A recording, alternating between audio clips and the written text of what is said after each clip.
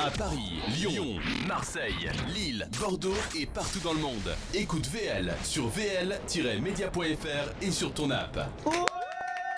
Salut à tous, salut et bienvenue dans Ils ont fait la une, l'émission qui s'intéresse aux personnalités qui ont fait la une des magazines, des charts, des réseaux sociaux ou bien encore de vos émissions de télévision préférées. Aujourd'hui au programme, les vidéos d'archives de notre invité, le quiz de Jessie, le billet d'humeur de Tiff et un live en toute fin d'émission. Et tout ça évidemment accompagné de notre invité qui elle aussi a fait la une. À tout de suite sur VL.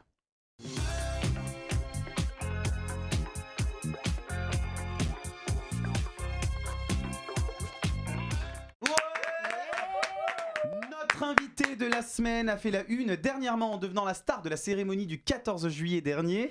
Elle a porté fièrement les couleurs de la France en direct sur toutes les grandes chaînes de télévision françaises, devant le président de la République et son épouse et surtout devant des millions de téléspectateurs.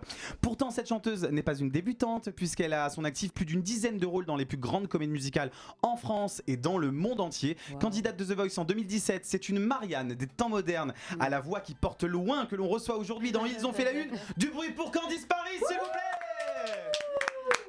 Salut Candice. Salut. Comment ça va ? Bah très bien, merci de me recevoir. On est ravis de t'inviter. Bon Candice, on va pas mentir à nos téléspectateurs et à nos auditeurs, on se connaît bien puisque on a partagé la scène à de nombreuses reprises, nous pouvons même dire que l'on est amis. Il était important pour moi de te recevoir car au-delà d'être une amie, tu es une chanteuse qui a fait la une, comme je le disais dans ta présentation, le 14 juillet dernier en chantant un medley français, un medley qui a duré 13 minutes avec notamment le titre France qui est un titre original composé pour l'occasion par Rick Allison et Thierry Sforza, qui est toujours dispo sur toutes les plateformes de téléchargement, devant le président de la République et des membres du gouvernement sur la place de la Concorde. Je crois qu'on a la pochette de France. Déjà, dans un premier temps, peux-tu nous raconter comment tu as été approché pour participer à ce fabuleux projet ? Alors en fait, j'ai pas été approchée réellement. En fait, il se trouve que je suis la chanteuse officielle de l'Orchestre des sapeurs-pompiers de Paris depuis 4 ans. Ouais. Et du coup, ça faisait 2 ans qu'ils proposaient le projet, qu'ils voulaient une chanson, qu'ils voulaient que je vienne avec eux. Il y a 2 ans, c'était pas passé. Et puis ensuite, il y a 1 an, il y a eu le Covid, etc.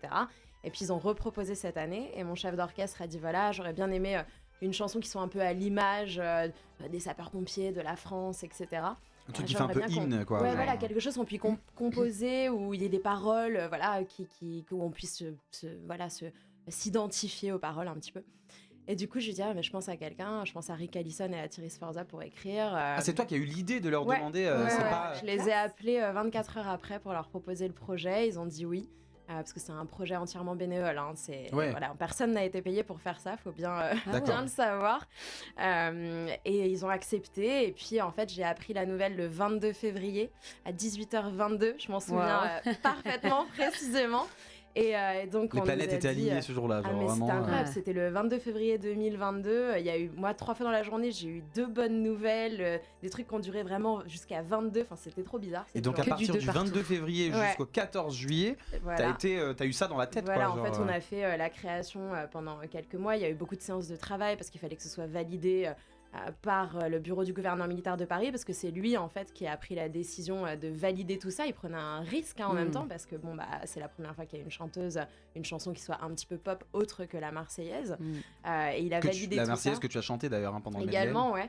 Et ensuite, évidemment, alors à la base c'était une surprise pour le président. Mais vous vous doutez bien que c'est pas entièrement une surprise. Il a quand même lu les paroles. Il n'avait pas entendu. Il n'avait pas entendu la musique, mais il avait lu les paroles pour valider. C'est obligatoire. C'est notre Marilyn à nous. Elle a fait une surprise au président, quoi. Non, mais pour moi, c'est presque un rôle de Marianne d'avoir fait ça. Ouais, c'est comme ça que les gens identifient. C'est un peu ça, les Marianne des temps modernes. Je sais plus, est-ce que ça existe encore les Marianne ? Je sais pas. Alors oui, mais en fait, il y a vraiment plein de visages à la Marianne actuelle. Mais je crois que tout le monde se souvient surtout de la Catherine Deneuve, Laetitia Casta, exactement. Écoute, avant de s'intéresser un petit peu plus à ton parcours, justement, laisse-moi te présenter mes Marianne à moi, celles qui font la une dans mon cœur chaque semaine. Vous savez que l'on retrouve la tête de notre Marianne sur nos timbres. Eh bien, elle aurait pu être Marianne puisqu'elle est bien timbrée depuis la naissance. Ça c'est vraiment. Je l'ai vu venir de loin la vanne, mon ami. Je l'ai vu venir de loin. Mais on l'aime quand même. C'est notre Jessie qui est avec nous aujourd'hui. Merci. Comment ça va, Jessie? Bah ça va, écoute. Oui. Mais oui. Bon, la dernière fois, je t'avais traité de princesse. Là, je te traite de timbré. Écoute, chacun son tour. Hein. Ça veut dire que tu vas être bien lotis aujourd'hui. Non, mais la princesse timbrée, ça me va bien. Moi. Ah, c'est pas mal. C'est vrai que ça te va bien. Princesse timbrée. Quant à elle, des timbres, elle en consomme une quantité astronomique puisqu'elle vit dans un décor de carte postale entre deux cocotiers et autres pina colada. Elle prend encore le temps de nous rendre visite. Tiffany est avec nous. Non, parce que pour la petite anecdote, Tiffany, elle voyage énormément. Ah d'accord. Elle a fait vraiment une quantité de pays, mais astronomiques. Je les ai cités dans une précédente émission. Pour le plaisir? J'ai mis 2 minutes. Ah oui, pour le plaisir, je suis pas rémunérée pour ça. Elle rappe pour ça. Génial. Là, je viens de rentrer, mais je pense déjà au prochain. Elle rentre d'Albanie et de Grèce, là. Trop bien, c'est super. Bon, comment ça va, Tiffany? Bon, moi, ça va super bien. Comme un petit rhume, on est sur un début de petit rhume. Si j'ai le nez un petit peu rouge, c'est normal. Ok. Bon, bah, tu nous approches pas trop parce que t'as 3 chanteurs autour de toi. Pourquoi tu dis pas qu'on vient de se rouler une pelle mais ça, c'est en privé. Ça se dit pas. Ça ne se dit pas. Mathieu, je rigole. Bon, merci les filles d'être avec nous. En tout cas, oui, Mathieu, on t'embrasse. Ça fait longtemps que je t'ai pas embrassé, toi, tiens. Candice, il est temps à présent que l'on s'intéresse un petit peu plus à ton parcours en images. Comme je l'ai dit tout à l'heure, tu as participé à beaucoup de comédies musicales, notamment dans R où tu campais le rôle de Chrissy, c'est comme ça qu'on dit. Tu as également été Esmeralda dans la version anglaise de Notre-Dame de Paris que tu as joué en tournée en Chine et en Corée du Sud. Puis tu as joué le rôle de Juliette dans Roméo et Juliette au Japon et en Chine. Tu as joué dans La vie à la mort, une adaptation des Misérables. Tu as également campé le rôle de Dorothy, le rôle principal de la comédie musicale Le Magicien d'Oz, entre autres, puisque tu as fait beaucoup de spectacles. Je peux évidemment pas tout raconter parce que ce que je lui disais tout à l'heure quand elle est arrivée dans le studio, on se connaît quand même très bien, mais en lisant son CV artistique, sa bio, etc. et en faisant des recherches, j'ai découvert des trucs de fou sur elle. Elle a vraiment bossé, c'est-à-dire qu'elle ne s'arrête pas depuis des années. T'as commencé à 12 ans du coup, parce que c'est pas possible de faire tout ça. La question de Candice quand elle me dit mais tu voyages du coup pour le plaisir, parce qu'elle voyage pour gagner sa vie en fait. C'est ça. C'est exactement ça. Exactement. Alors, avant d'en parler un peu plus avec toi, je vous propose de regarder quelques extraits de Candice, reine de la comédie musicale. Ça donne ça. Yeah.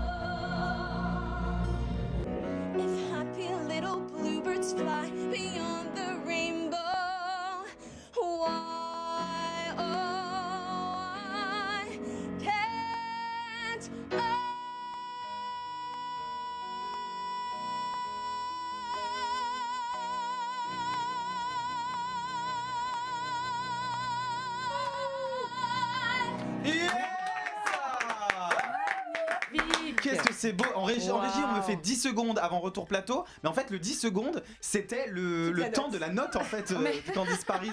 On embrasse d'ailleurs Maxime à la régie et Robinson aussi, un petit nouveau qui réalise l'émission aujourd'hui. C'est impressionnant, hein. Et encore là, on n'a pas tout montré évidemment, c'est un petit melting pot, mais il y a pas tout. C'était ton rêve de faire de la comédie musicale étant enfant? C'était un truc qui te branchait? Non, c'était pas mon rêve forcément. Moi, je voulais chanter, je voulais vraiment chanter. En fait, moi, je me suis mise à chanter parce que mes parents se sont séparés. Je me suis rendu compte que ça me faisait du bien quand je chantais. Et un beau jour, ma mère va à un mariage, elle entend une chanteuse de gospel et elle revient, elle me dit: est-ce que tu veux prendre des cours de chant? J'ai rencontré une nana qui donne des cours et j'ai commencé par le gospel. Et en fait, c'est de fil en aiguille en allant voir des spectacles. Ma grand-mère m'a emmené voir Starmania, Roméo et Juliette, les 10 commandements, Notre-Dame. Et en fait, ça s'est fait comme ça. Ouais, ça c'était, c'est exactement ça. Et c'est comme ça que j'ai commencé à apprécier. Et puis ça s'est fait de fil en aiguille. Je suis partie faire ma formation en comédie musicale à Londres et puis les choses se sont enchaînées. Mais non, ça n'a pas été un rêve, mais j'ai trouvé que c'était un des créneaux du métier qui était assez challenging, quoi, qui demandait vraiment de l'exigence, quoi. Et si tu devais reprendre l'un des rôles que tu as interprétés, auquel tu penserais en premier ?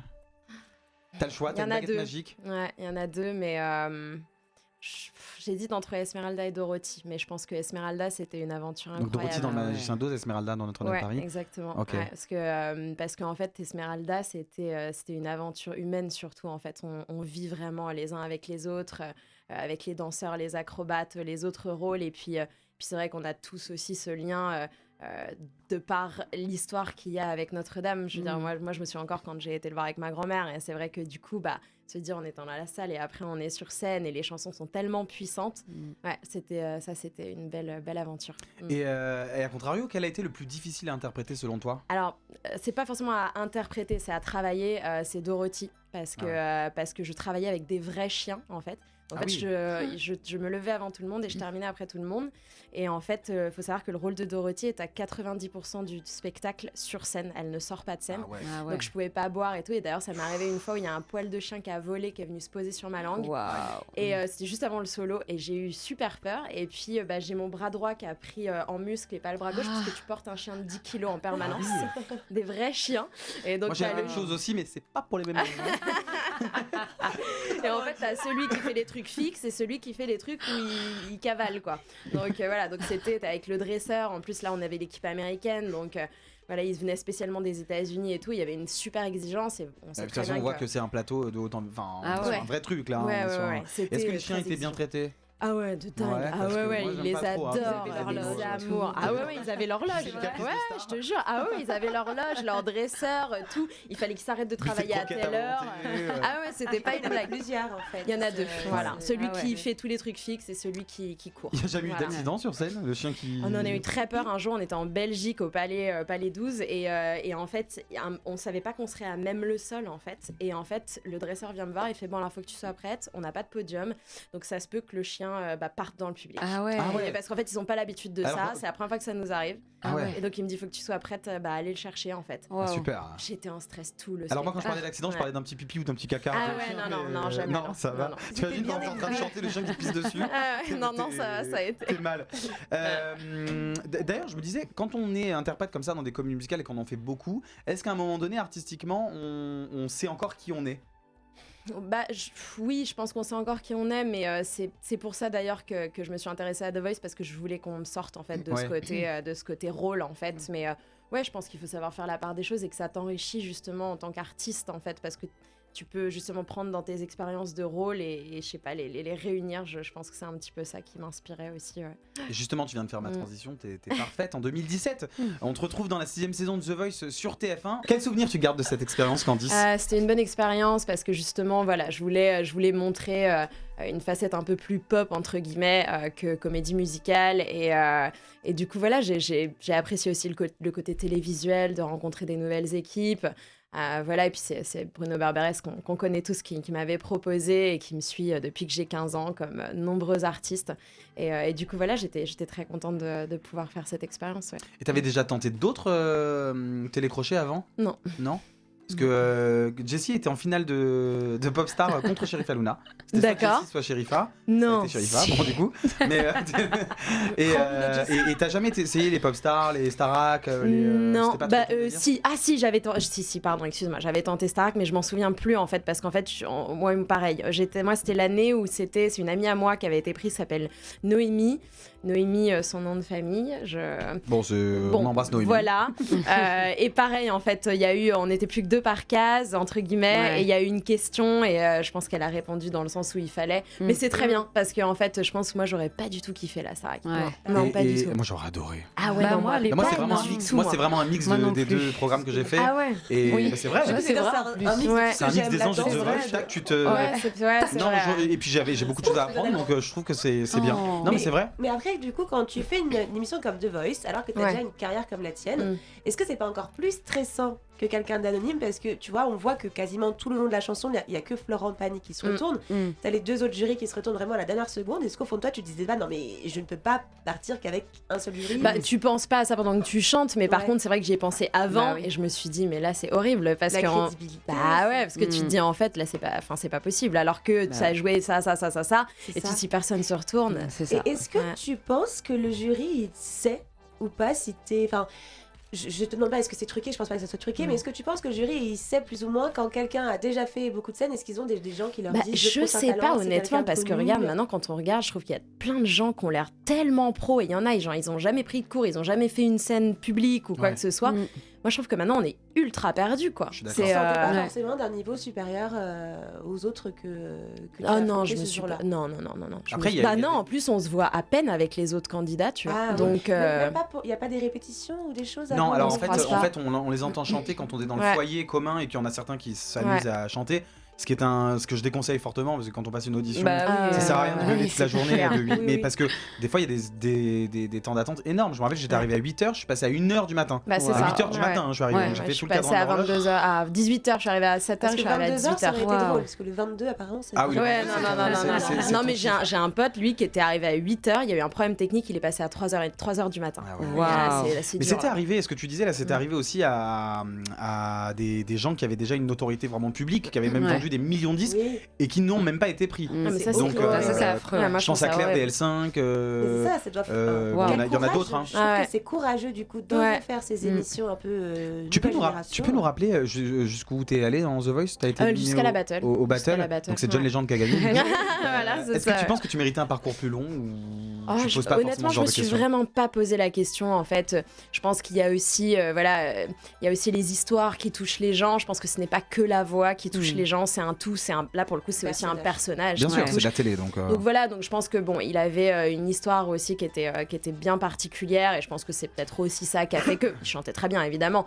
Mais je pense que c'est plus une émission où c'est la personne entière et la voix qui touche. Donc, c'est sûr que si tu veux gagner, vaut mieux avoir une jambe en moins ou quelqu'un dans ta famille qui est mort du cancer. Non, quand même pas, mais bon, voilà. Quelle horreur. On leur laisse alors. Oui, je voulais poser une question. Dis-moi, Tiffany. Ah oui, ça y est, je m'en souviens, je m'en rappelle plus. Est-ce que ça t'a apporté quelque chose de Voice en termes de visibilité? Alors ça m'a apporté ma rencontre avec Rick Ellison qui a composé France notamment, parce qu'en fait je me suis servi de ça pour le contacter parce que j'osais pas le contacter, je voulais travailler avec lui depuis des années. On resitue, Rick Ellison, c'est celui qui a fait les plus grands tubes de Lara Fabian entre autres, et Je t'aime, etc. Et donc je me suis dit allez, j'y vais. Une semaine après, je lui ai envoyé un mail, il m'a répondu dans les 48 heures et ça fait plus de 5 ans du coup qu'on se connaît et voilà, c'est comme ça on a créé une amitié, et puis il m'a composé aussi d'autres titres que j'avais chanté exactement une fois quand on était ensemble d'ailleurs. Je m'en souviens très bien. Et puis cette chanson quoi. Et pour moi c'était une évidence, notamment pour le 14, de le contacter lui. Et donc ça m'a servi. Puis après évidemment pour faire des plateaux, des choses comme ça, mais le 14 m'a beaucoup plus apporté que The Voice. Mais en même temps t'étais la seule sur ce. Oui, la seule. Les regards étaient braqués sur toi. Quel rapport tu entretenais avec ton coach? Je rappelle, c'était Florent Pagny, je crois.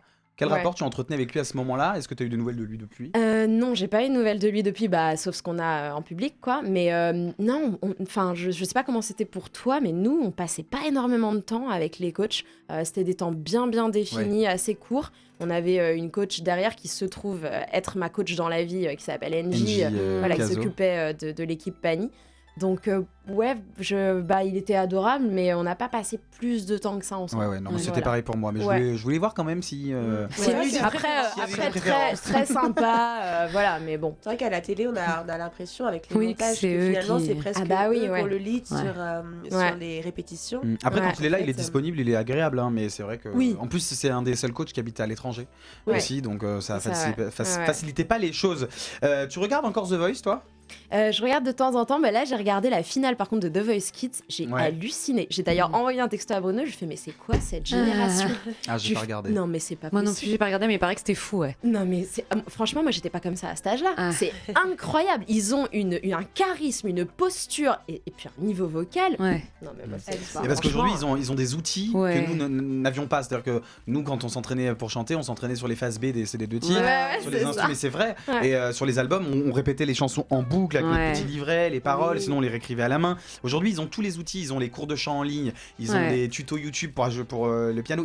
Ils ont accès à une multitude de couleurs vocales, de couleurs musicales. Et ils peuvent s'entraîner, ils peuvent déjà se montrer. Vraiment, au niveau de l'éducation, je pense qu'il y a 20 ans, quand tu disais à tes parents je vais être chanteuse, on disait travaille à l'école en fait. Je pense qu'aujourd'hui, il y a plus de crédibilité au métier de chanteuse qu'avant. C'est ça. Très, très bon sujet. Est-ce que toi, ta famille t'a poussé là-dedans ou à un moment donné, on t'a dit c'est pas un vrai métier? Mon père était pas forcément méga pour. Bon, après, quand il a vu que je bossais, voilà. Ma mère m'a dit par contre, si tu veux en faire ton métier, il va falloir que tu bosses dur. T'es sûre? Oui. Et puis, moi, j'ai un peu choisi entre le chant et l'équitation parce que je faisais de l'équitation à haut niveau. Et sauf que je faisais aussi beaucoup de chant. Et moi, c'était un moyen de m'entraîner. Je faisais des concours de chant un peu partout en France parce que j'avais pas d'autre moyen de faire de la scène. Mes parents sont pas du tout là-dedans. Et donc du coup il a fallu un peu faire un choix et puis voilà, puis j'ai pris des cours, je prends des cours avec Kenji depuis l'âge de 11 ans. Wow. Donc tu en prends encore? Ouais, j'en prends encore. Ouais. C'est le dernier que j'ai pris. Kenji paye son loyer. Non. Piscine maintenant. En plus en ce moment ça coûte très cher. Kenji ça coûte cher. Voilà. Ouais, t'en forme toi, bravo. Eh bien écoute Candice, tu m'as fait encore une excellente transition puisque tu as dit que tu étais fan d'équitation. Et Candice, tu es depuis quelque temps la chanteuse officielle du Cirque Grus. En effet, tu es devenue la meneuse de revue du spectacle Les Folies Grus et tu t'y seras encore jusqu'au 5 mars. On regarde le teaser du spectacle et on en parle juste après.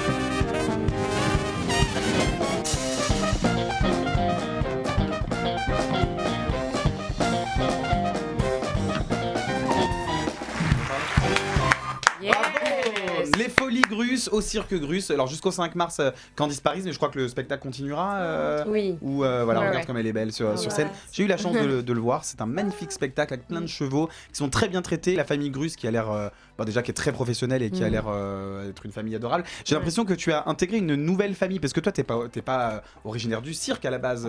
Pas du tout. Est-ce que t'es la seule membre de la troupe qui n'est pas de la famille Grus? Avec les musiciens, ouais. Ah ouais, c'est incroyable. On est les seuls et puis les palefreniers, mais bon c'est un peu aussi leur famille parce qu'ils travaillent avec eux depuis des années, donc voilà.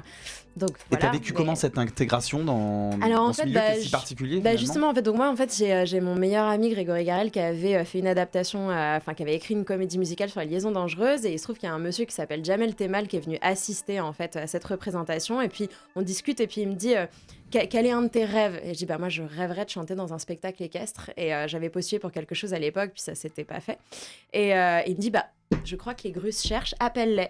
Voilà, j'appelle tout de suite, il venait de trouver une chanteuse 3 jours avant. J'étais dégoûtée. Ah non. Donc j'envoie quand même mon dossier et puis 1 an plus tard, Firmin Grus me contacte et me dit on cherche. Non, Jamel me dit on cherche toujours. Il cherche toujours, appelle-les. J'ai attendu 8h pétantes du mat parce que je me doutais qu'il serait debout avec les chevaux. J'ai appelé à 8h, oui bonjour, vous cherchez toujours. Et j'ai commencé, en fait, ils me disent oui, les répétitions commencent dans 10 jours. Je partais en vacances le lendemain, je suis revenue 2 jours avant les trucs, donc voilà. Et finalement, ça s'est bien goupillé. Ouais, ça s'est super bien goupillé. En fait, c'est là où j'étais ravie, c'était d'avoir le chant et l'équitation en même temps. Ils ont 50 chevaux absolument incroyables qui sont des membres de leur famille. Hein. Clairement, il y a un problème avec un cheval. Tout le monde est en pleurs, ils se jettent dessus. Enfin, c'est vraiment. Il y a eu, au cours des 3 années, là, ça va faire 3 ans que je suis avec eux. Et une fois, il y avait eu un petit incident. Alors là, mais vraiment, il y a toute la famille qui s'arrête, qui vient voir le cheval. Enfin, c'est vraiment la famille. Ils les traitent super bien. Ils ne les considèrent pas comme des produits. Non, pas du tout. Est-ce que quand on intègre une famille de renom comme ça, il y a des codes particuliers à respecter, surtout dans le cirque? Moi j'ai beaucoup de respect et d'admiration pour leur travail parce qu'ils savent absolument tout faire. Donc c'est vrai que quand je suis arrivée, de toute manière, moi j'étais très respectueuse de leur travail, de leur art, de leur valeur familiale, parce que c'est hyper important. Je travaille avec 4 générations au quotidien, on a 6 générations dans le chapiteau, enfin voilà. Et je veux dire, aujourd'hui je vous vois toujours Alexis et Gypsy Grus, ça m'arriverait pas du tout de les... Ah non, c'est... Parce que c'est vrai que cette famille, ça va de quel âge Elle a 7 ans, la plus petite. 7 ans qu'elle est sur scène. Elle est sur la piste avec nous, jusqu'à, je crois qu'il a Non, à 76, vous êtes à 76 ans, comme on dit. Ouais, voilà. C'est ça, 76, je crois, ouais. Okay. Donc voilà, et puis eux, ils disent qu'ils m'ont adopté, ils l'ont même écrit dans la chanson de présentation quand on fait le prologue. Donc voilà, ouais, non, je pense qu'il y a une belle unité qui s'est créée, et moi j'ai toujours autant de plaisir à parler d'eux, à chanter avec eux, et voilà, parce que je suis en admiration quand je chante. Des fois, il y a des petits moments où je les regarde tellement que j'ai un petit moment où je suis un peu absente. Voilà, c'est rigolo. Et du coup, c'est quoi? Parce que tu parles des chansons, mais c'est quel style de chanson qu'on retrouve dans le spectacle? Alors, c'est Stéphane Grus, donc à la direction artistique, et aussi sur la piste, etc.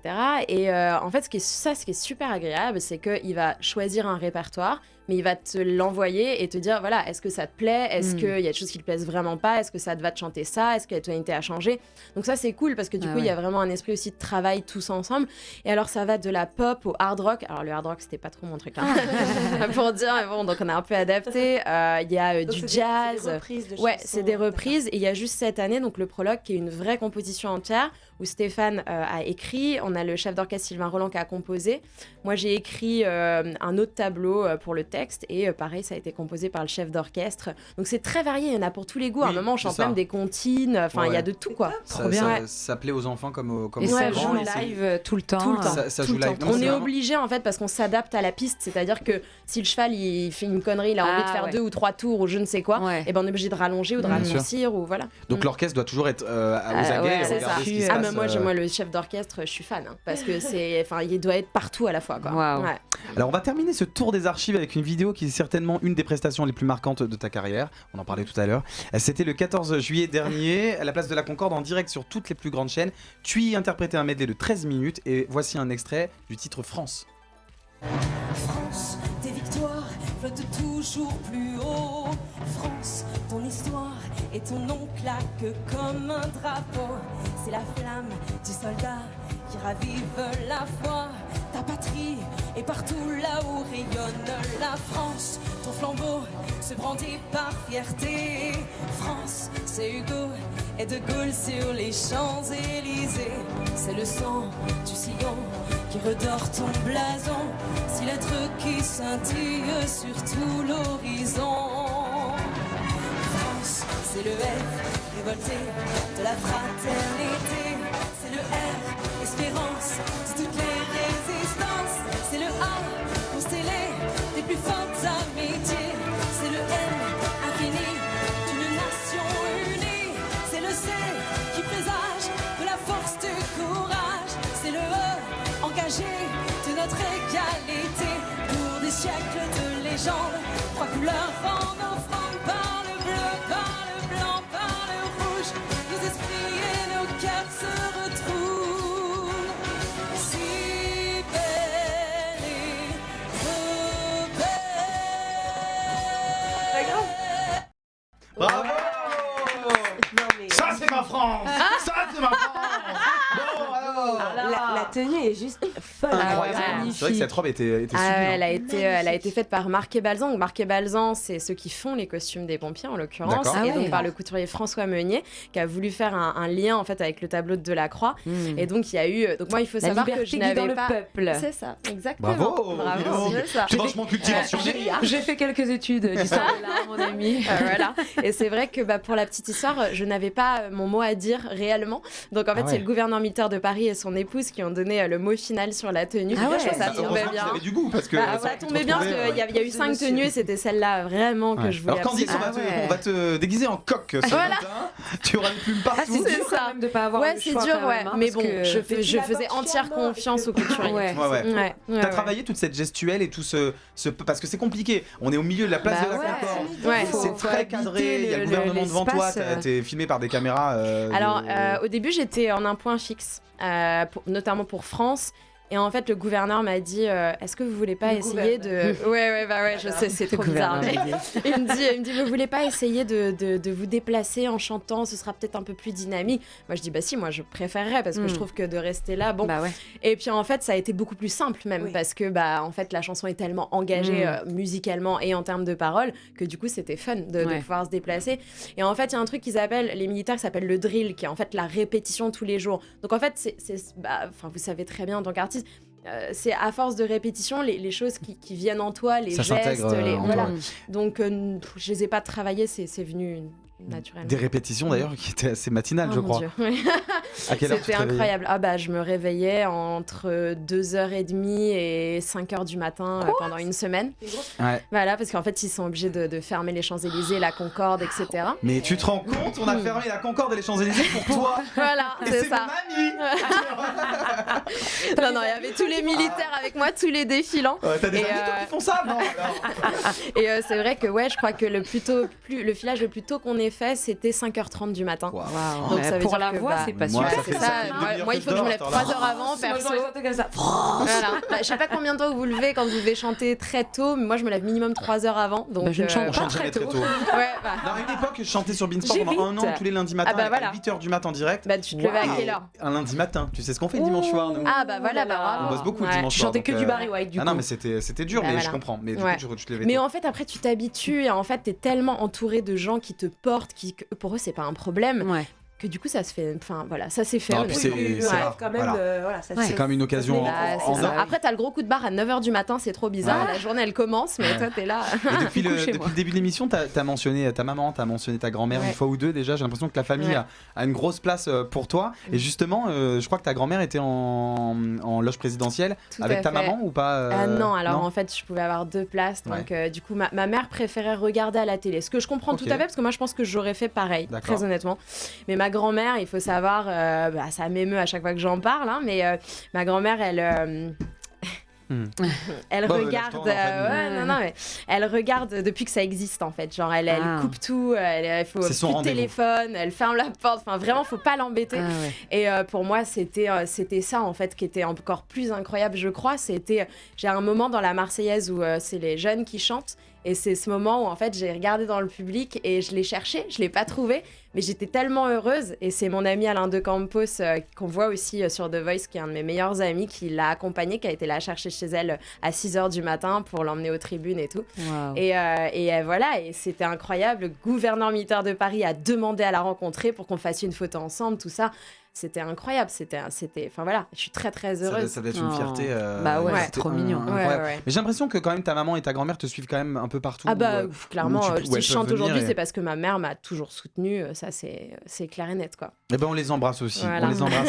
Est-ce que tu as eu l'occasion, là tu as quand même chanté devant Emmanuel Macron et son épouse et d'autres membres du gouvernement, est-ce que tu as eu l'occasion d'échanger avec Emmanuel Macron? Alors j'ai mon metteur en scène qui est maintenant adjudant-chef du gouverneur militaire de Paris, qui s'appelle David Bayet, que j'embrasse, qui est un amour et qui a été incroyable, qui est devenu un très bon ami. On embrasse aussi, on embrasse beaucoup de gens, parce qu'on mentionne beaucoup de gens dans cette émission. Voilà, c'est ça. Donc en fait, David m'a dit, je pense que ce serait mieux si tu pouvais le rencontrer avant de faire la prestation. Et donc en fait, il y a ce qu'on appelle maintenant ça n'existe plus, la garden party, mais il y avait le cocktail du ministre des Armées en fait la veille au soir. Et il m'a dit il sera là. Et en fait donc David a demandé si on pouvait le rencontrer. Donc je l'ai rencontré le 13 au soir. Il m'a salué, il m'a dit alors donc c'est vous qui allez chanter demain. Ça doit être intimidant quand même, parce que de chanter comme ça dans ce contexte. Ça va aller. Bonne chance, comme ça. Enfin, c'était tellement lunaire. T'es là, t'as le président qui te serre la main et qui te fait ouais, ça va être cool. Tu vois, c'était lunaire. Et il y a un moment qui m'a beaucoup marqué. À ce moment-là, en fait, on s'en fiche de savoir si on aime le parti politique ou pas. Bien sûr, là, on fait une prestation, on est un artiste. Et en fait, il y a ce tout début de tableau où en fait, je pose le pied sur la tribune et j'ai l'adjudant en face de moi. Et je vous assure, mais vraiment, il avait aucune idée. Il se retourne, il me voit, Emmanuel Macron, il se retourne, il me voit, il me fait comme ça. Je vous assure. Un peu de courage, et j'ai trouvé ça super gentil, parce que là, à ce moment-là, c'est l'humain, quoi. Et j'ai trouvé ça super cool. Et puis ce moment aussi avec mon chef d'orchestre, Julien Voisin, c'est grâce à lui que je suis là aussi, où je me rapproche. Alors on me voit pas de près, mais à un moment on voit que je marche vers mon chef d'orchestre. Que je marche vers mon chef d'orchestre et on sourit, et on a des étoiles dans les yeux parce qu'on se dit, purée, on est là, c'est incroyable, quoi. Ah, c'est fou. Et Brigitte, Comment elle est Adorable, adorable. Mais tous les deux, elle était en pleurs quand ils sont venus me voir pour me saluer, me féliciter. Elle était en pleurs, oh là là, merci. Puis cette chanson. Elle avait les larmes aux yeux, elle était là, ouais, c'était. T'as croisé leur regard pendant que tu chantais Ah oui, hormis le feu. Ah oui, vraiment. Enfin, ils me regardaient vraiment droit dans les yeux comment on fait régulièrement. pour ne pas faillir quand on a 13 minutes Parce que 13 minutes, c'est pas une chanson. Ah ouais. C'est un mini show. Alors déjà, ce que j'expliquais, le fait du drill, de la répétition non-stop, ça aide énormément. Et en fait, je me suis dit un truc. Je me suis dit, alors oui, certes, c'est 14 millions de téléspectateurs. Au-dessus de la tribune, il y a à peu près 30 caméras, une grue, enfin, c'est flippant. Hein. Et je me suis dit, attends, tu fais du spectacle vivant depuis des années, t'as l'habitude de chanter devant des gens sur une scène. Dis-toi, c'est un spectacle vivant. Ne pense pas aux caméras, ne pense pas à l'aspect officiel, pense que c'est un public, tout court. Et j'ai aussi le chef de cabinet du gouverneur qui m'a beaucoup aidé aussi dans la manière de voir les choses pour me calmer. Et en fait, je suis descendue, j'ai regardé les caméras une fois, j'ai arrêté de les regarder, je les ai plus jamais regardées et j'ai pris ça comme un spectacle. Et pour moi, j'étais pas toute seule. En fait, on ne faisait qu'un avec l'orchestre, avec la jeunesse, avec les sportifs, avec le chœur de l'armée française. Ça devait être une organisation millimétrée. Mais tu te rends compte qu'à ce moment-là, tu avais un pouvoir incroyable. C'est-à-dire que tous les regards étaient braqués sur toi, donc si t'avais envie, si jamais non mais tu arraches ta robe, tu fais une ou tu cries un slogan politique, un truc, c'est-à-dire que tout le monde t'entend. Toi, je donne pas cher de ta peau pour la suite. C'est ça. Mais après, c'est ça. Mais j'avoue que je me suis dit, mais quand même, il faut avoir vachement confiance parce que s'ils avaient choisi quelqu'un qui décide de faire une connerie, mais moi j'ai eu peur de. Non mais en plus, faut savoir que les chaussures, la robe, ça reste caché jusqu'à la dernière minute. Je n'ai jamais pu essayer ma robe sur la place. Les chaussures, rien. D'ailleurs, la confidentialité de ta participation était aussi. On s'était vu quelques jours avant, hein, et je savais qu'il y avait quelque chose d'énorme qui allait t'arriver, mais on ne savait pas de quoi il s'agissait. Il fallait que j'attende la conférence de presse. Et est-ce que tu penses qu'il pourrait te rappeler pour faire, je sais pas, un rendez-vous genre tous les 14 juillet Alors, pas tous les 14 juillet, mais là, on m'a appelé pour peut-être quelque chose. Des garden parties non, pas garden party, ça ne se fait plus, ça n'existe plus. C'était un truc un peu funky qui se passait. Alors attends, on va essayer de deviner du coup. Je pense que ça va être compliqué de deviner, mais. Super Bowl, c'est toi, Ariane. Ouais, c'est ça, ouais. Toujours dans l'univers des pompiers ou alors t'as mis plus un pied dans l'univers. Alors j'ai de plus en plus de choses dans l'univers militaire, voilà, ça c'est sûr. Là, j'ai fait l'ouverture des championnats du monde d'équitation militaire, du coup, parce que il y avait un lien aussi. Je vais faire tout plein de choses liées, mais non, là c'est un truc qui est vraiment rattaché à l'Élysée, donc. C'est fou, des places pour l'Élysée. Quel est ton prochain rêve, Candice ? On va terminer ce tour des archives avec cette question. Mon prochain rêve, c'est dur comme question.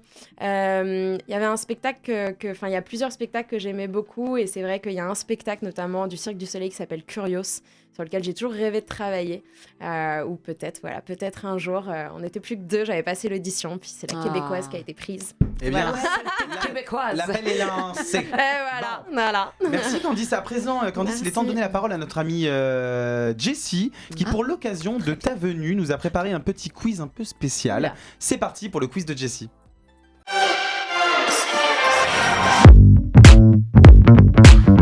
On t'écoute. Alors Candice, on l'a vu, la comédie musicale n'a pas de secret pour toi. Je voulais savoir à quel point t'étais calée dans ton domaine et si tu connaissais tes classiques. Oulala. Donc je te propose un petit quiz spécial comédie musicale. Alors, je précise que ça peut être soit des films musicaux, soit des spectacles, en français ou pas. Est-ce que vous êtes prêts ? On est prêts. Tout le monde va jouer. Moi, je suis pas au courant du tout non plus, Tiffany non plus, donc on joue avec toi. Okay. Alors, c'est parti. Première question. Dans quel film musical réalisé par Damien Chazelle peut-on voir Ryan Gosling et Emma Stone chanter et danser ? La La Land. Yes. La réponse en images. Alors, moi, j'ai toujours des petites anecdotes au sujet des réponses. Donc, sachez que mon futur mari, Ryan Gosling, que j'embrasse, a pris des leçons de piano 6 jours sur 7, 2 heures par jour pendant plusieurs mois pour préparer son rôle, puisqu'il il joue du piano, il est pianiste professionnel dans le film. Il joue du piano, c'est un pianiste. Donc, il est pianiste professionnel, donc il valait mieux qu'il n'ait pas de doublure, et il a tenu à tout faire lui-même, donc voilà, maintenant il joue du piano. Et respect. Il est épousable maintenant. Il est épousable, il pourra t'accompagner sur scène, voilà, c'est super. Ryan, je t'attends. Alors on part sur la deuxième question. En plus, tu pourras avoir des gosses avec lui. Ryan Gosling, mon reste. Écoute, on est servis tous les deux, je pense qu'on n'aura pas besoin d'avoir des gosses, c'est bon, je le laisse. Je le laisse tranquille. Deuxième question. Quelle est la comédie musicale la plus vue au monde ? Alors, est-ce que c'est Cats, Le Fantôme de l'Opéra ou Le Roi Lion ? Je crois que le fantôme de l'opéra. C'est Cats ou les fantômes. Ouais, mais un des deux. Je crois que... Ah bah oui, faut choisir. Je pense que c'est Fantôme, c'est la première que j'ai vue à Broadway, donc je dirais fantôme. Eh bien, tu as raison, c'est le fantôme de l'opéra. Le show existe depuis 1986 et a été joué devant plus de 130 millions de spectateurs à travers le monde. Ça fait combien de 14 juillet, ça? C'est clair. En deuxième, c'est le Roi Lion. 100 millions. Et en troisième, Cats, 73 millions dans le monde. Okay. Moi, c'était pas ma préférée, le fantôme de l'opéra. Elle est très jolie, mais c'est pas du tout ma préférée. C'est très beau, mais un peu trop classique, moi, je crois. C'est ça. J'en ai vu des mais c'est à voir. Ça a l'air très joli. On continue? Bien sûr qu'on continue. Très bien. Elle attend toujours mon aval, elle est trop mignonne. Je veux pas vous brusquer, moi. Alors, quelle diva verra prochainement sa vie adaptée en comédie musicale? Est-ce que c'est Céline Dion, Mariah Carey ou Madonna? C'est Céline Dion. Il est trop fort. C'est Céline Dion. C'est vrai. J'aurais rêvé de faire partie du spectacle en fait. C'est génial, mais fait encore mon ami. Mais ça va se faire en France ou au Québec? Alors justement, c'est en projet déjà depuis plusieurs années apparemment, et c'est Gilles Sainte-Croix, le cofondateur du Cirque du Soleil dont on parlait tout à l'heure, et conseiller artistique de Céline, qui serait aux manettes de ce spectacle, mais tout est encore très flou. T'étais pas dessus, toi? Comment ça se fait ça? Je campe devant la porte, mais parce que là, on va y aller, c'est sûr. Franchement, on va y aller. Ah bah c'est sûr. Il y a une audition, on demandera à Eyal de y aller aussi, notre ami chanteur guitariste. Qu'est-ce que c'est que cette private joke de la mort. On bosse dans un groupe dans lequel il y a eu un petit différend entre deux chanteurs qui se battaient pour dire qui chantait le mieux pour que tu m'aimes encore. Alors qu'en fait, il n'y a pas de débat vu que c'est moi, donc je sais même pas pourquoi ils se battent en fait. Et moi j'adore, personne ne me mentionnait, mais on se parle. Ridicule. Enfin, on continue. Laquelle de ces comédies musicales françaises a donné sa première représentation en 1998? Est-ce que c'est Roméo et Juliette, Les 10 Commandements ou Notre-Dame de Paris? Attends, pousse, parce que j'adore Candice, elle a fond, on dirait qu'elle fait tout son champion. Non mais ouais. Attention. 98, je crois que c'est Notre-Dame de Paris, non? Eh ben c'est ça, c'est Notre-Dame de Paris en 98. Ah oui, incroyable. Je crois que c'est mon premier single que j'ai acheté. C'est vrai. Vous vous rendez compte quand même qu'il y a la cathédrale et des flammes à côté, genre? Ah bah oui, je me suis fait la réflexion. Comme par hasard. Ouais. C'est vrai. C'était bien Notre-Dame de Paris. Les 10 Commandements, c'était 2000 et Roméo et Juliette 2001. Voilà, pour votre petite culture. Très bien, très bien. 5e question. Dans quel film adapté d'une célèbre comédie musicale retrouvera-t-on bientôt Ariana Grande? Wicked, Hamilton ou La Petite Sirène? C'est pas Wicked. Moi, je dirais Wicked, c'est Wicked. elle a trop le profil. C'est Wicked, elle jouera le rôle de Glinda, aux côtés de Cynthia Erivo qui jouera Elphaba, et dans le rôle de Fiyero, qui est un petit peu le prince entre guillemets, c'est Jonathan Bailey, la star de la chronique des Bridgerton. Anthony Bridgerton, voilà. C'est vrai qui va, Ah oui. Mais non, génial. Et donc on a, c'est clair. Mais ça se fait où, à Broadway? Non, c'est le film, c'est l'adaptation en film. D'accord, ok. Voilà, ça va être incroyable, on attend ça très très fort. Et les chanteurs, lui? Eh ben apparemment, mais ils sont tous chanteurs. Même en préparant le quiz, j'ai vu que Antonio Banderas avait joué dans Le Fantôme de l'Opéra. Oui. Enfin, incroyable, je sais même pas qui chantait, j'ai vu la vidéo, je fais OK. Il chante bien en plus. Non, ils chantent tous en fait, je pense. Et bah dernière question, parce que vous êtes quand même balèze. Hein. J'avoue. Dans quelle comédie musicale sortie en 2002 a-t-on entendu cette chanson? C'est Cindy. Ouais. Cette chanson. Elle est bien en plus. Non mais, blague à part, c'était un peu kitsch. J'embrasse Lame d'ailleurs, Lame que j'adore, qui vit pas des moments très faciles depuis un an. On pense vraiment fort à elle et sa musique reste toujours avec nous. Cette comédie musicale qui a pas très bien marché commercialement, en vrai il y avait quelques titres sympas, mais parce qu'il y avait une écriture très directe, donc les gens se sont un peu trouvé ça un peu cheap. Mais il y a quand même Céline Dion qui est venue les voir, qui est allée dans les coulisses, etc., et qui a adoré le spectacle. Donc, moi j'embrasse Franck, que je connais aussi très bien, Franck Cherbourn, qui est super artiste. Voilà. C'est pas le fils de quelqu'un, lui? Je sais pas. De sa mère, peut-être. Sûrement de sa mère, ça doit être je me suis dit, il y a forcément quelqu'un qui va la sortir. Merci Jessie. Merci à vous, vous êtes très fort, très calé. Franchement, je pensais qu'on allait plus galérer que ça. Ouais, franchement, moi aussi. Il est temps à présent de donner la parole à Tiffany, l'autre jolie brune qui est juste à côté, qui est enrhumée mais qui va pas nous refiler. C'est vrai que t'es entourée de brunes, hein, c'est vrai. Ouais, parce que les brunes ne comptent pas pour des brunes. Elle nous a préparé pour l'occasion un petit billet d'humeur. C'est parti pour le billet d'humeur de Tiffany.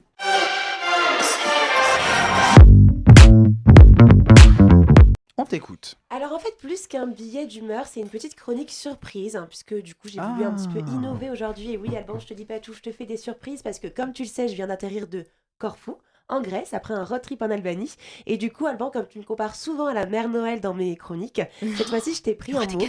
Et je vous ai préparé des petites surprises. Oh là là. C'est vrai en plus? Il y a des cadeaux? Des cadeaux qui se mangent? Non. La relou. Le sac vient de Grèce. Oui, je suis très corporate. Ah bah voilà. Jessie, ça tombe bien que tu parles de ça, puisque en tant que grande chanteuse, je sais ô combien ta voix est précieuse. Tu m'as ramené du Du miel. miel. Mais t'es trop forte. Je t'ai ramené du miel grec pour que tu puisses affronter l'hiver. Ça, c'est sympa. Ça. Non mais c'est trop chou. Merci beaucoup. Ça, c'est trop mignon, ça. C'est trop mignon. Candice, c'était difficile parce qu'on se connaît pas encore. Oui. Alors traditionnellement, j'offre des fleurs. Mais tu conçois que c'était un petit peu encombrant. Voilà. Et du coup, un vibro, c'est ça. Non, mais du coup, j'ai opté, en fait, pour une petite confiture, mais de rose. Oh. Parce que c'est une fleur douce et belle, comme toi. Et puis en plus, assortie visiblement. adorable. Je te laisse passer. Magnifique. Merci. Magnifique. Mais c'est trop Et en plus, il faut ça. savoir que Candice est une fine gourmette. Je sais pas si ça se dit. Un fin gourmet. C'est une fine gourmette. C'est une fine Trop, gourmette. trop. Non, mais elle a un Merci. palais, tu vois, elle aime beaucoup les. Merci, j'adore ça en plus. Ouais, Ouais, tu m'en merci diras beaucoup. palais. Elle a un palais. Bon, Alban, pour toi, ça a été un peu plus simple. Des chips. Ah, oui, bon, Je sais que tu es un bon vivant. Ça se passe pas bien à la maison Tu n'as pas besoin d'un petit remontant parce que tu as un planning très chargé. Chocolat. Alors, je te ramène l'alcool traditionnel grec. Ah, du ouzo. Ah, je connais pas du tout. Bah, écoute, Bah c'est pas non. très- c'est pas, j'aime pas. Bah, c'est grec, le mignonnette, ça, ouzo. J'aime pas, elle me dit, j'aime pas. Tu mélanges avec un peu d'eau pour. D'accord. Je sens Eh ben, qu'il va merci pas beaucoup, mélanger, chérie. lui. Hein. Plaisir, et c'est Merci. pas tout. Trop C'est pas sympa. tout, parce que Ça, c'est c'est adorable. beaucoup. En plus de mes petites surprises, vous savez que la mythologie grecque, c'est quand même très important là-bas. C'est une sorte de religion. Il y a des dieux, des déesses avec des rôles, des histoires un peu farfelues, etc. Et ben moi, j'ai eu envie de vous créer votre personnage, dieu et déesse grecque. Trop Oh. bien. Ouais, j'aime bien. Je suis partie un peu, vous allez voir, ça commence soft et puis Ça part. alors. Oula, Ça, et là, j'aime après, on a peur. on commence par toi, Candice. Ok. Tout va bien. Alors, si tu étais une déesse grecque, parce qu'une déesse, bon bah tu l'es déjà tout court. Oui, je sais. Tu serais la déesse Parisie. C'est facile, c'est un Ah, clin d'œil à pas ton nom de mal. famille. Tout à Et fait. Parisie, ça signifie Paris en grec. Et Paris, on peut bien te le dire, te colle à la peau, puisque entre ta qualification à l'Eurovision France, pour laquelle tu représentais la région de Paris, mais aussi les nombreuses salles de spectacle parisiennes où tu as chanté, comme l'Olympia, le Zénith de Paris, le Palais des Congrès, et même les Champs-Élysées, pour le fameux défilé du 14 juillet. Donc Candice, ça sera la déesse de Paris, symbole d'amour et de lumière. Non, c'est Wow. beau. Ah, J'ai adoré les c'est champignons de très Paris. joli, merci. Bref, allez, on enchaîne. J'arrête de cacher. On enchaîne. Jessie. Jessie, si tu étais une déesse grecque, tu serais Dixnas. Oh, putain, Dick. Alors, Déjà, Dick dedans, c'est pas bon. non, signe. Non, c'est pourquoi Dixnas? Parce qu'en fait, j'ai trouvé aucun jeu de mots grec avec Disney. Et, Ah. ouais. Et pourtant, pour moi, c'est ce qui te représente le plus. Oh. Alors, au-delà de chanter merveilleusement bien l'univers Disney, tu as également un peu de chaque princesse en toi. Non. Belle pour sa fragilité, Pocahontas pour ses cheveux d'indienne, Jasmine pour sa douceur, Cendrillon pour tes tenues de soirée à chaque fois que tu chantes et que tu fais la belle devant tes selfies sur Snap. Et bien sûr, la belle au bois dormant, car je sais que comme elle, tu rêverais de dormir 100 ans. Ah ouais, tu minimum. m'étonnes. Minimum. Jessie, donc déesse de Disney où les rêves deviennent réalité. Oh, C'est beau. merci. Tu peux me faire un diplôme, un truc officiel que je mets chez moi. Ah ouais. J'adore. Avec plaisir. Merci beaucoup. Oui, pour toi, Alban, je suis partie sur un autre délire. Et Toute la Rose. teub. Alors, Alban, bien sûr, si tu serais un dieu, tu serais le beau dieu Albanus, Non, là, là. né pour donner du plaisir aux autres. Ah, j'ai eu peur, j'ai cru que Car t'allais faire une rime. Albanus, lorsque tu prends ton pied, sur scène, bien évidemment, vous avez les idées mal placées, à gros coup de boost, De boost, ouais. d'énergie, tu donnes le meilleur de toi-même et là tu envoies la sauce. Tu inondes le monde de ton super sourire. Avec toi, on a l'impression que tout glisse super facilement. Oh purée. Donc merci, Oh, mon Dieu. dieu Albanus, d'être si profondément bon. Wow.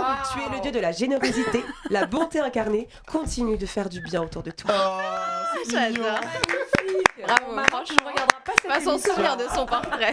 Ah, bravo. Parti en... Très Ah, très c'est bien. Très Très très bien. Très bien. Oh là là. Très très bien. Tu m'as fait rire. de la journée. C'était trop Merveilleux. mignon. Trop mignon, je trouve que c'est très bien trouvé Ah pour ouais. nous trois finalement. Parce Ouais, que vraiment. c'est vrai que je donne du plaisir aux gens. Je suis un Ah oui. créateur de plaisir Et oui, sonore. mais bien sûr. Bah ouais, créateur de plaisir Albanus. sonore. Écoute, c'est notre métier, on est créateur de Eh plaisir oui, sonore. tout à fait. Avant de passer au live du jour de notre invité, je vous propose un peu de fun. On a la chance d'avoir avec nous une reine de la comédie musicale, comme je l'ai dit. Alors je me suis amusé à fouiller sur la toile des covers de nos plus grands tubes de comédie musicale. Alors vous allez voir, c'est les internautes qui l'ont fait. Parfois c'est réussi, parfois un petit peu moins. On regarde, c'est juste pour le plaisir. Les rois du monde vivent à jamais. Ils ont la plus belle femme à main. Ils ne savent pas se composer d'amour. Ils ne savent pas qu'exister dans les rois. J'ai posé mes yeux sous sa robe de gitane. À quoi me sert encore de prier Notre-Dame? Et celui qui lui jettera la première pierre, celui-là ne mérite pas d'être sur terre. Rien, tout ne tient qu'à nous. Je fais de toi mon essentiel. Tu me fais naître parmi les femmes. Je fais de toi celui que j'aimerais plus que personne. J'aurais voulu être un artiste pour pouvoir faire mon numéro. Quand l'avion se pose sur la piste à Rotterdam ou à Rio.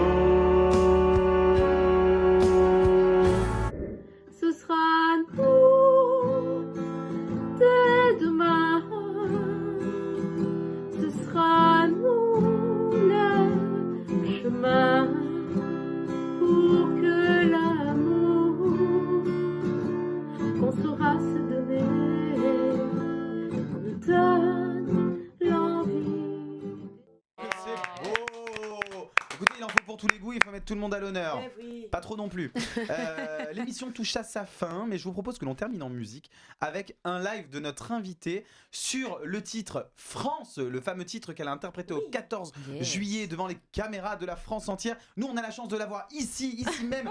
Ils ont fait la une sur VL Média, c'est le live du jour de Candice Paris.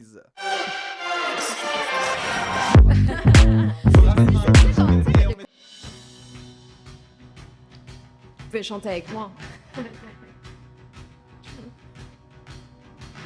France, tes victoires flottent toujours plus haut. France, ton histoire et ton nom claquent comme un drapeau.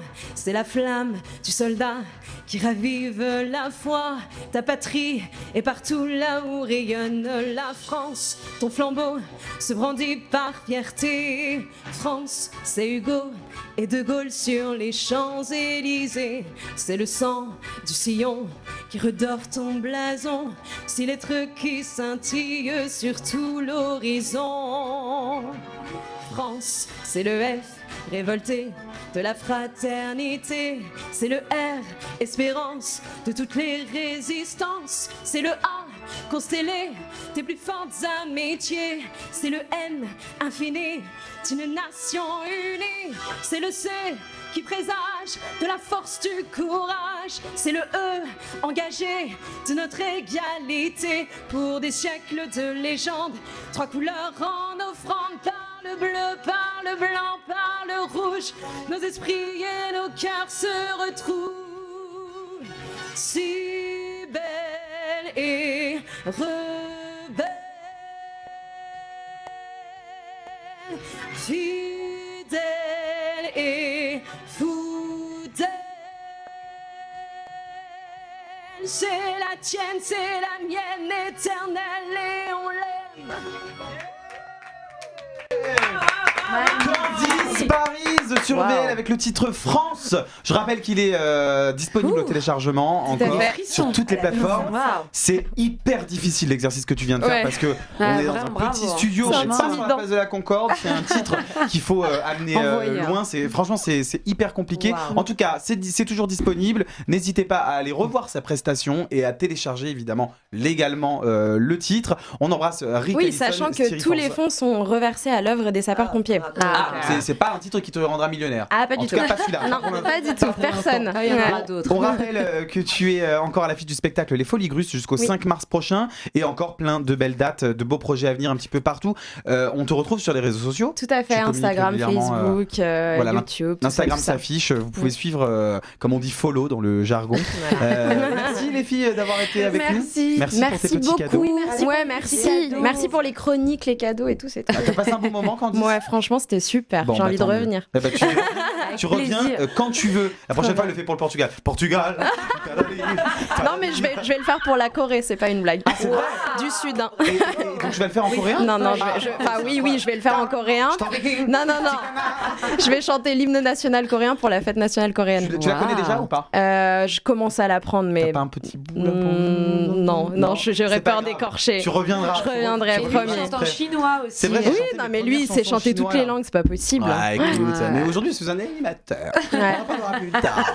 Bon, quant à vous, merci de nous avoir suivis comme à chaque fois. Merci pour votre présence. On se retrouve très très bientôt pour une autre émission avec un autre invité qui lui aussi a fait la une. À bientôt.